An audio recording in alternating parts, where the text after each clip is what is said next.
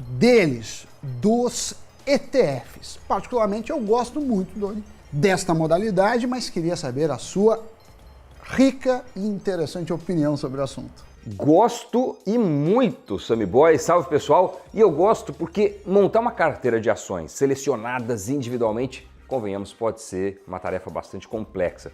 E prova disso é que nem todos os fundos que são geridos por profissionais altamente gabaritados, qualificados, conseguem vencer o Ibovespa. Por outro lado, os ETFs são, na minha opinião, a melhor forma de um iniciante entrar no mundo da renda variável, na bolsa, de maneira prática, com muita diversificação e investimento baixo. E também os ETFs são muito úteis para quem não é iniciante. Eu quase sempre que investi em bolsa tive uma fatia do patrimônio em ETFs. Os ETFs nada mais são do que fundos negociados em bolsa que seguem o desempenho de um determinado ativo ou índice, como o caso do famoso S&P 500 ou SP 500. Temos também ETFs nacionais, fundos que seguem o nosso principal indicador, o Ibovespa. É uma forma simples de diversificar, né? Porque um ETF, às vezes, tem várias empresas. Além disso, os ETFs têm baixas taxas de administração geralmente. Isso porque seus gestores não precisam gastar horas pesquisando para tentar bater o mercado. Pelo contrário, eles têm que se colar no mercado, replicar o mercado, o que é uma ação passiva e reverte em um custo menor, tanto para quem gere o fundo, como também para aquele que investe. A simplicidade e a facilidade de sair desse tipo de produto impulsionaram a popularidade dos ETFs.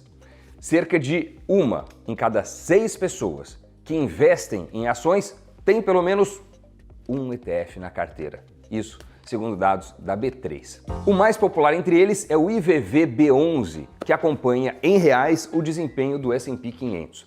Esse ETF, criado pela BlackRock, foi um dos primeiros dedicados ao mercado americano disponíveis para o investidor brasileiro. Hoje, o IVVB11 já tem mais de 165 mil investidores. Com tamanha demanda pelos ETFs, também cresceram as ofertas. Já são cerca de 80 ETFs listados diretamente na B3 e quase 300, se considerarmos também os importados por meio de BDRs. Uma nova febre no mercado tem sido os ETFs de criptomoedas. O Hash 11, que busca refletir o crescimento desse mercado, tem menos de 2 anos de B3 e já ostenta o segundo maior número de investidores. São mais de 150 mil.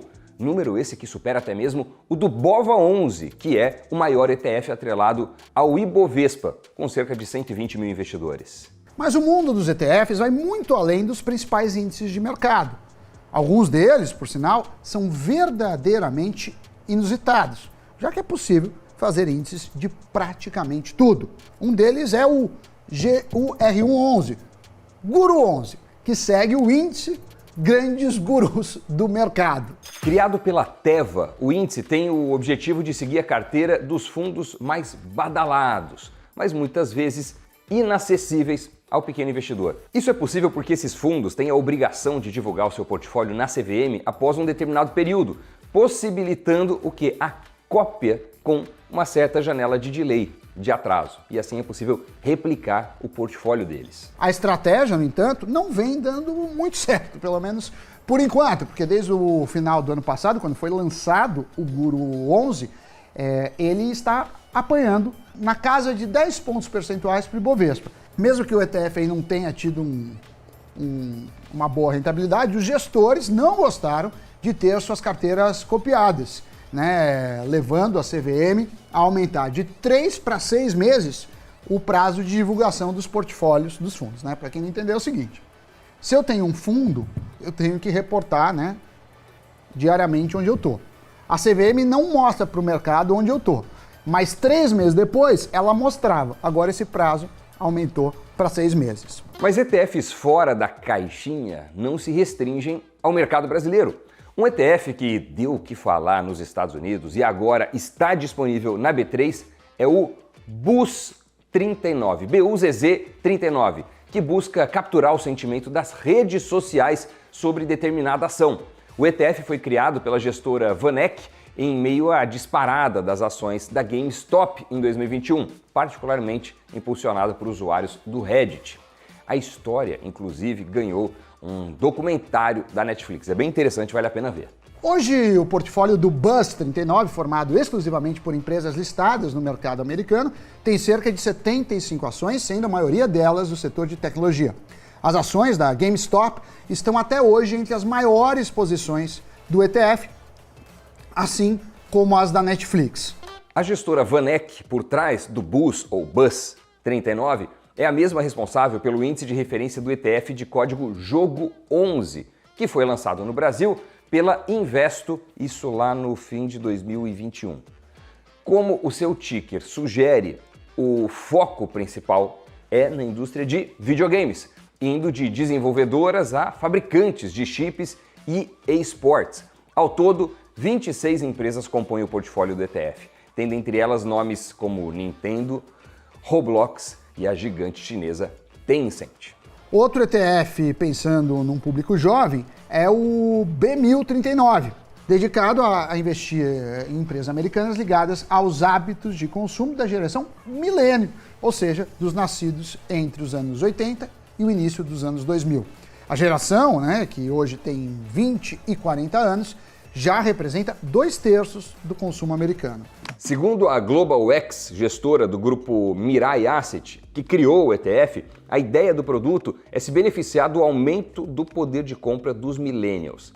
Cerca de 40% do ETF são alocados em empresas de consumo discricionário dos Estados Unidos, sendo que algumas delas, ou algumas das maiores posições, estão em ações do Starbucks, Apple, Uber, Airbnb, Netflix e Disney. E investir no mercado legalizado de cannabis, já pensou? Com tantas empresas listadas no mercado norte-americano, isso já é natural para o investidor estrangeiro e tem sido cada vez mais comum também aqui no Brasil. Uma forma de ter acesso a esse tipo de investimento na B3 é por meio do ETF BPOT39, BPOT 39, que também tem por trás a gestora global X. Nos Estados Unidos, o ETF é negociado com o ticker POTX, POTX. É que a sigla POT é sinônimo de cannabis em inglês. Já a letra X se refere à gestora. Criado em 2019, o ETF tem 20 empresas no portfólio, a maioria de origem canadense, onde a planta é legalizada desde 2018. Inclusive, a gente fez um Cafeína só sobre isso recentemente, onde nós falamos sobre outros 2 fundos disponíveis ao investidor pessoa física na B3, atuando nesse mesmo mercado. Vale a pena conferir, hein? Mas e aí, vocês gostam de investir nessa modalidade? Sabe que tem muitos defensores, grandes defensores de ETFs, uma vez que ao seguir um bom índice, o desempenho costuma ser bom no longo prazo, mitigando aí os efeitos dos ativos mais voláteis da carteira. Aliás, para quem é conservador nos investimentos, mas quer ter uma pequena parcela em renda variável, investir no IVVB11, por exemplo, é uma boa opção. O IVVB11 ele está replicando o principal índice americano, que é o SP500 das 500 maiores empresas. Claro, tem a variação do índice que é em dólar, mais a variação do dólar.